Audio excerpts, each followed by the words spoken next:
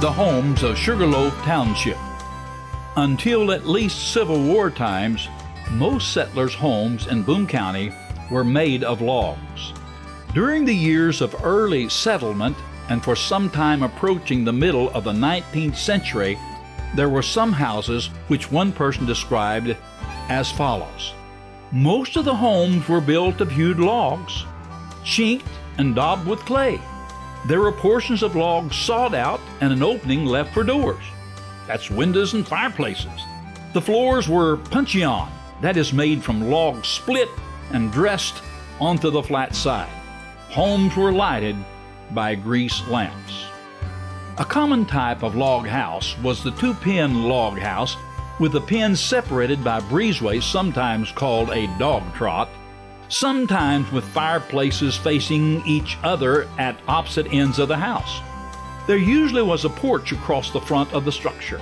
There may also have been a lean-to room on the back.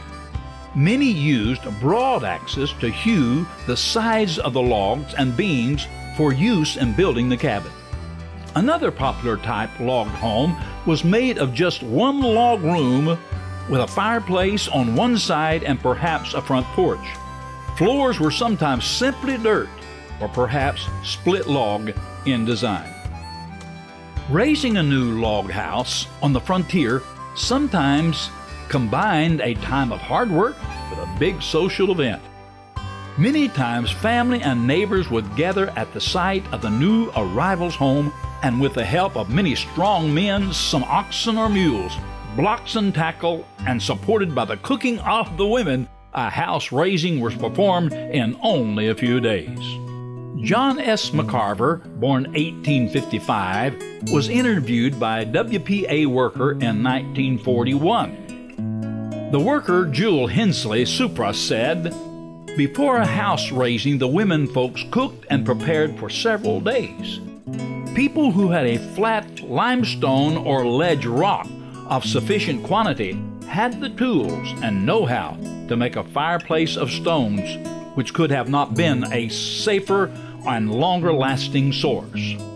John S. McCarver, in some University of Arkansas collections referenced above, he said this, "Pine knots or tallow dip were used to light the early pioneers' cabins. Later they molded their own candles, and then, still later, a little brass lamp came into use.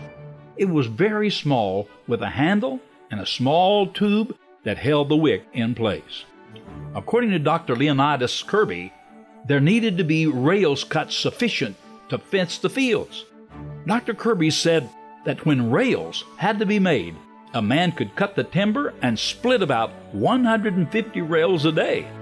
Dr. Kirby said that the people were healthy, notwithstanding their lives of physical hardship. He said they lived in log houses. Often, if chinked, some of the daubing would fall out and there would be plenty of fresh air and sunshine. He also said that the mountaineer could tend his small patch with a bull-tongue plow and a span of oxen. The most common products were corn fodder, oats, sweet potatoes, beans, and pumpkins. The women usually planted the crops and had to save their pumpkin and bean seed for the next year's crop. Some preserved seed potatoes through the winter to plant the next year.